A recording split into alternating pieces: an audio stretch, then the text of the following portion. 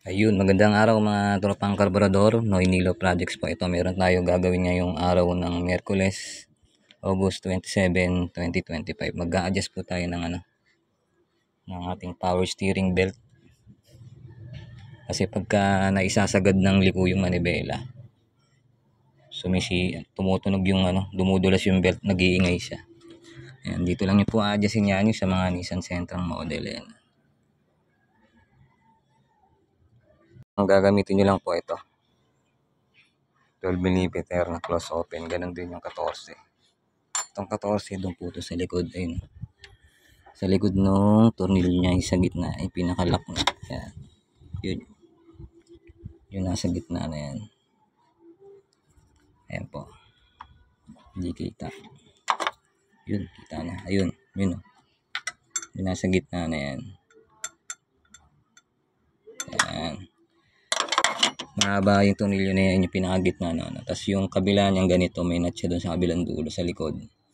Yun po yung luluwagan nyo muna para magalaw niyo yung power steering pump. Sunod niyo naman pong gagalawin, ito naman. Kailangan nyo naman yung 12mm. Ayan. Ito naman. Ayan. Ito naman yung likod ng yun o. Luluwagan nyo din. Pag naluwagan nyo na, yun, pwede nyo na galawin nyo. Ikutin yung adjuster. Ito yung ulo nyan. Ikutin nyo naman siya. Pag ganito. Pag gano'n naman. Pag gano'n na, paigpit. Para mas bumaon siya. Hatakin niya yung belt. Tapos pag na-set nyo na yung higpit, gano'n naman, vice versa, yung uli yung niluwagan, ito, niluwagan nyo itong 12mm, higpitan nyo na. Pag nahigpitan nyo na, sunod nyo naman yung 14mm kanina, yung sa likod. Pag gano'n yung higpit niya, pababa. Higpitan nyo lang. Yun. Pag pababa siya. Pag mahigpit na, sunod nyo yung isang 14 naman. Ganito rin, halos ganito rin yung niya. 14 nga lang sa likod. Yun na yun, yung pinaka nasa gitna niya. Nasa gitna niya na yun, yan. 14mm. Sa kabilang dulo niya, nandun niya sa likod, sa ilalim. Higpitan nyo naman siya. Ayun naman yung susunod yung higpitan.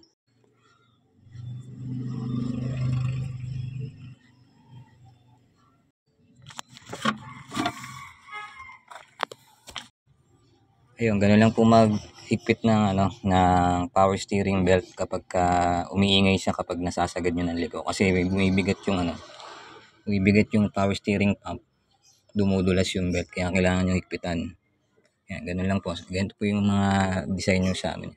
Sa Nissan Sentra kasi medyo masikip yung kanyang position, hindi katulad ng sa mga Toyota, medyo maluwag.